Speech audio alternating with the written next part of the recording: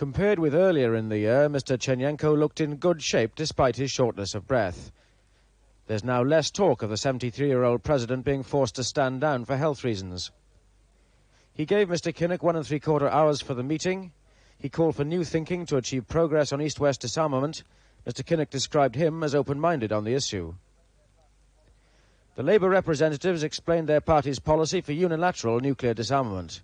Mr. Kinnock stressed that Labour remained fully committed to NATO, but what would Mr. Chernenko offer in return if a Labour government began to reduce Britain's nuclear weapons?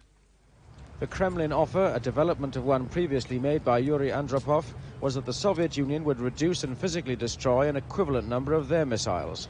When there were no nuclear missiles left in Britain, there'd be no Soviet missiles directed at British targets. But wasn't this just a propaganda gesture? But it couldn't benefit the Soviet Union if it were mere propaganda. You see, it is in any event a useful development for them that they could have the means of reducing nuclear weapons in order to demonstrate the seriousness of their intention about the reduction of nuclear arms. And that goes a long way beyond propaganda. Do you see this undertaking by President Chernenko as a justification for your non-nuclear defense policy?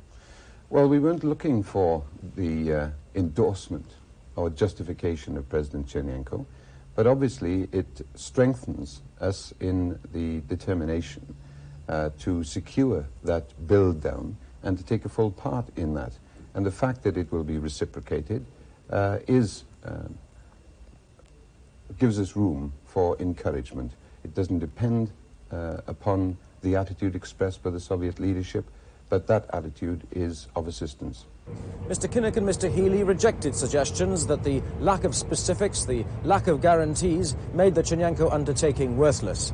Mr. Healy said the Russian communique, when it's published tomorrow, will show their commitments to be specific and binding.